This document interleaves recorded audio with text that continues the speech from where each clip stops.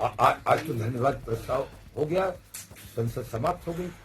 अब किस वक्त करेंगे? क्या स्पेशल सत्र बुलाएंगे? अध्यादेश है किस वक्त लागू करेंगे? ये हिंदू समाज को गुमराह करने की सच्चाई ये है कि हिंदूवादी लोगों ने मुसलमानों पर पथराव किया, जिसकी वजह से ये अफरा तफरी का माहौल बना। 20 तारीख को दिल्ली में मीटिंग होने जा रही है, जिसमें तमाम लोग शरीक होने जा रहे हैं जो इन तमाम चीजों से परेशान है। उसमें SC, ST, OBC और दीगर माइनॉरिटीज जो हैं, ट्राइबल्स हैं, ये तमाम लोग हमारी उस मीटिंग में शरीक होने जा रहे हैं और मुत्तहिदा महज बनाकर इन बेईमानियों का मुंह तोड़ जवाब दिया जाएगा और चुनाव में नरेंद्र मोदी को मुंह तोड़ जवाब दिया जाएगा। यूपी तक में आपका स्वागत है। मैं कृष्ण गोपाल राज हूं। मेरे साथ हैं IMC के राष्ट्रीय अध्यक्ष मौलाना तौकीर रजा खान। तौकीर रजा खान साहब ने कल एक बड़ा प्रदर्शन किया जिसमें हजारों की भीड़ जुड़ी थी। अब उसके बाद कुछ रिएक्शंस आए हैं कुछ मुद्दों पे। क्या कल के बाद उसके बाद पथराव की एक घटना हुई, उस पर क्या कहना है? कल मेरा प्रोग्राम बहुत अच्छा हुआ और हमारे तमाम लोगों ने बड़ा सहयोग किया, बड़ा संयम से सारा काम हुआ और उसके बाद शांतिपूर्वक हमारे लोग वापस चले गए। लेकिन कुछ लोगों को ये दिक्कत महसूस हुई कि इतना बड़ा प्रोग्राम इतनी शांति से कैसे हो गया। तो बरेली के जो चंद हिंदूवादी नेता हैं उनको ये तकलीफ थी, उन्होंने कोशिश करके अपने लोगों को भड़काकर छतों से हमारे जा रहे लोगों पर पथराव करवाया और एक बरेली के माथे पर दाग लगाने की कोशिश की और हमारे प्रोग्राम को बदनाम करने की कोशिश की। मुझे दिक्कत यह है, परेशानी यह है कि कुछ चैनलों ने यह दिखाया कि हमारे जो अमन पसंद लोग वापस जा रहे थे वही भड़क गए और उन्होंने ही ये तमाम हरकतें की। सच्चाई ये है कि हिंदूवादी लोगों ने मुसलमानों पर पथराव किया, जिसकी वजह से ये अफरा तफरी का माहौल बना।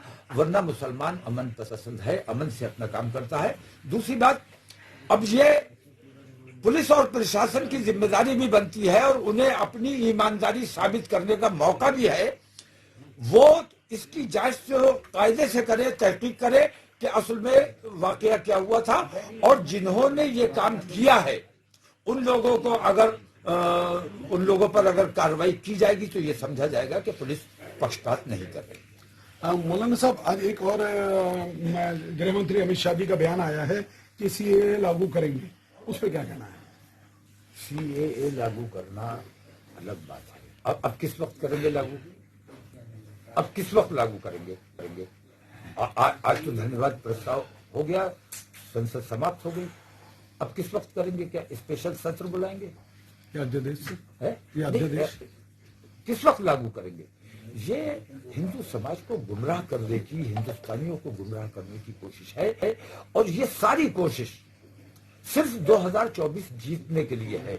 और 2024 मैं समझता हूं कि नरेंद्र मोदी और उनके तमाम पिट्ठुओं और उनके तमाम कार्यकर्ताओं को लोग पहचान चुके हैं।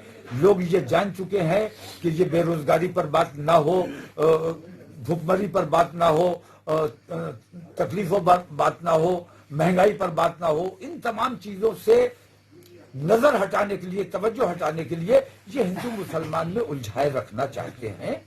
तो आम हिंदू भी मैं ये देखता हूं। मेरी अभी 20 तारीख को दिल्ली में मीटिंग होने जा रही है, जिसमें तमाम लोग शरीक होने जा रहे हैं जो इन तमाम चीजों से परेशान है। उसमें SC, ST, OBC और दीगर माइनॉरिटीज जो हैं, ट्राइबल्स हैं, ये तमाम लोग हमारी उस मीटिंग में शरीक होने जा रहे हैं और मुत्तहिदा महज बनाकर इन बेईमानियों का मुंह तोड़ जवाब दिया जाएगा और चुनाव में नरेंद्र मोदी को मुंह तोड़ जवाब दिया जाएगा। बराबर का जो प्रदेश है उत्तराखंड, वहां पर अभी 2-3 दिन पहले एक मजार जो अतिक्रमण बताई जा रही थी उसको हटाया गया, उसको लेके आगजनी हुई, उस पर क्या कहना है आपका? मैं देखिए, एक मजार की बात नहीं कर रहा हूँ। उत्तराखंड में धामी सरकार ने कितनी बेईमानियां की हैं, हमने कभी रिएक्शन नहीं दिया क्योंकि हम ये चाहते थे कि हमारे देश का अमन खराब नहीं होना चाहिए। कितने मजार उन्होंने तोड़ दिए, कितने लोगों के घर तोड़ दिए, कितने लोगों को तकलीफें पहुंचाई हैं, हमने रिएक्शन नहीं दिया। लेकिन जब अति हो जाती है, उन्होंने जब ये समझ लिया कि ये बुज़दिल कौम है और हम इनके साथ कुछ भी कर सकते हैं, तब हमें ये बताना जरूरी था कि हम बुज़दिल नहीं है, अमन पसंद हैं। जो कुछ भी हुआ है, जिस तरह मैं बरेली में देख रहा हूं कि मेरे ही लोगों पर पथराव किया गया और मेरे ही लोगों पर उन लोगों ने मुकदमा करवाया, मैं ये समझता हूं कि हल्द्वानी में जो कुछ भी हुआ है, मीडिया जो दिखा रहा है, क्योंकि मीडिया अपना एतबार खो चुका है। मीडिया सच को झूठ और झूठ को सच साबित करने की कोशिश कर रहा है। तो मीडिया की खबरों पर मैं एतबार नहीं कर रहा हूं। मीडिया जो दिखा रहा है, ये समझ लीजिए कि बिल्कुल उसके बरअक्स हल्द्वानी की तस्वीर है। नहीं, वहां थाना जलाया गया है, वहां प्राइवेट व्हीकल जलाए गए हैं, सरकारी गाड़ियां जलाई गई, अग्निशमन की गाड़ी जलाई गई है, वो तो साबित है। उसको क्या सही साबित करने की कोशिश कर रहे हैं? मैं ये कह रहा हूं, मीडिया में ये बताया गया कि मेरे लोगों ने पथराव किया, मेरे लोग मेरी तकरीर से भड़क गए और उन्होंने शहर में आतंकवाद करने का काम किया और दंगा करने की कोशिश की। मैं ये कहता हूं कि हल्द्वानी में थाना जलाया गया, गाड़ियां जलाई गई, लूटपाट की गई, किसने की ये कैसे साबित होगा? जब तक ईमानदार जांच नहीं होगी, जब तक ईमानदारी से काम नहीं होगा, जब तक ईमानदार जांच किसको कहते हैं? जब तक आस्था के आधार पर काम होता रहेगा, जब तक पुलिस के हाथ में आस्था की लाठी रहेगी, जब तक हुकूमत के हाथ में आस्था का डंडा रहेगा, इंसाफ सामने नहीं आ सकता। इन मीडिया चैनलों के हाथ में आस्था के नाम पर बात करते हैं, सिर्फ मुसलमानों को देशद्रोही और आतंकवादी बनाने का काम करते हैं। किससे जांच चाहते? मुझे किसी से उम्मीद नहीं है। मैं सबको बेईमान मान चुका हूं, इसीलिए मैंने ये तय किया है कि पूरे हिंदुस्तान में अब हम आजाद रहने के लिए तैयार नहीं है। हम गिरफ्तारी देना चाहते हैं, अमन अपने देश का बनाए रखना चाहते हैं। हमें किसी जांच एजेंसी से ये उम्मीद नहीं है कि उनका अभी ईमान सलामत है। सब अपना अपना ज़मीर बेच चुके हैं, सब अपना अपना ईमान बेच चुके हैं। एक आखिरी सवाल, वहां समान नागरिक संहिता लागू हो गई है, अब मुस्लिम भी एक ही विवाह कर सकते हैं, अब मुस्लिम महिलाएं भी तलाक देने के अधिकारी बन गई हैं, तो उस किस नजरिए से देखते हैं इसको? देखिए, ऐसा है, यूसीसी की बात कर रहे हो आप। यूसीसी, उसको अव्वल तो यूसीसी कहा नहीं जा सकता। यूनिफॉर्म सिविल कोड उसको तब कहा जा सकता है जब हिंदुस्तान के तमाम शहरियों पर एक ही कानून लागू हो। उसमें से जब कुछ लोगों को मुस्तस्ना कर दिया गया तो वो यूनिफॉर्म नहीं रहा। इसका मतलब यह है कि यूनिफॉर्म सिविल कोड आप नहीं चाहते, बल्कि सिर्फ मुसलमानों को तकलीफ पहुंचाने के लिए ये करना चाहते हो। तो मुसलमान को तकलीफ रहने का आदी हो चुका है। मुसलमान को इन चीजों से अब तकलीफ नहीं होती है। दर्द आपने इतना दिया है कि अब हमें दर्द महसूस नहीं होता। अब दर्द महसूस कराने का वक्त आ गया है। कैसे महसूस कराएंगे आप? एहतिजाज करके, गिरफ्तारी देकर, अपनी पीड़ा लोगों के सामने लेकर जाएंगे। हम लाठी, आप जो चाहते हो ना वो हमसे, आप वो जुमले आपको हमसे मिलेंगे नहीं। हम लाठी चलाने वाले लोग नहीं है, गोली चलाने वाले लोग नहीं है।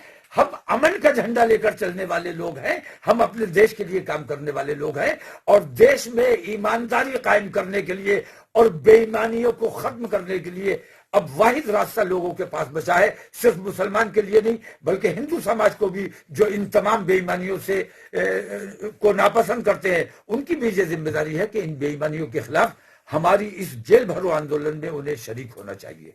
ये क्या जयंत चौधरी जी ने आज टाई अप एक तरीके से हो गया है बीजेपी के साथ, उसको लेके किस तरीके से? क्योंकि उन्हें अभी भारत रत्न चौधरी चरण सिंह जी को भारत रत्न मिला है, उसको उन्होंने समर्थन में बयान दिया। चौधरी चरण सिंह को आज भारत रत्न दिया जा रहा है। मेरा मानना यह है कि चौधरी चरण सिंह भारत रत्न उस वक्त से हैं जब से वो संघर्ष कर रहे हैं लोगों के लिए, अपने देश के लिए, किसानों के लिए, तमाम लोगों के लिए उन्होंने संघर्ष किया है। हिंदू मुसलमान से ऊपर उठकर उन्होंने संघर्ष किया है। वो तब से भारत रत्न है। मुसलमान भी उन्हें पसंद करते हैं, हिंदू भी उन्हें पसंद करते हैं, हर बिरादरी, हर समाज के लोग उन्हें पसंद करते हैं। ऐसे लोग मुस्तहिक हैं कि उन्हें भारत रत्न जैसा सम्मान मिलना चाहिए। लेकिन इस सम्मान का अपमान किया गया है। चौधरी चरण सिंह, माननीय चौधरी चरण सिंह, स्वर्गवासी चौधरी चरण सिंह, उनका अपमान मैं समझता हूं इसलिए है कि इस वक्त जो उन्हें ये सम्मान दिया जा रहा है वो उनको सम्मान देने के लिए नहीं दिया जा रहा है, बल्कि जयंत चौधरी को खरीदने के लिए सम्मान देकर आप रिश्वत एक तरह से दे रहे हैं और उसको अपने साथ जोड़ने का काम कर रहे हैं। अगर जयंत चौधरी ये समझते हैं कि चौधरी चरण सिंह को जो सम्मान मिला है ये उनका हक था और आज उन्हें मिल गया, तो जयंत चौधरी भारतीय जनता पार्टी के पास ना जाए, उसके साथ ना जाए, बल्कि ये कहें कि हमारा हक था, हमें मिल गया है। और अगर इस छोटी सी रिश्वत में आप बेईमानों के साथ खड़े हो जाओगे तो ये आप अपने साथ अन्याय करोगे, अपनी बिरादरी के साथ अन्याय करोगे। आपने मीडिया पे आरोप लगाया एक पक्षीय दिखाती है, कल यूपी तक में मुस्लिम चौपाल की, मुस्लिमों ने अपनी बात रखी। नहीं, यूपी तक के बारे में मैं ये कहूंगा कि इन्होंने जो दिखाया काफी हद तक सच दिखाने की कोशिश की है, और सच के साथ कोई खड़ा है या सच दिखाने की कोशिश करता है, हमें उसका स्वागत करना चाहिए, उसका सम्मान करना चाहिए। ये थे मौलाना तौकीर रजा खां, जिन्होंने बेबाकी से अपनी बात कहने के लिए जाने जाते हैं। आज भी उन्होंने तमाम मुद्दों पर इस तरीके से ही बात की। मैं कृष्ण गोपाल राज, यूपी तक। 5 सेकंड का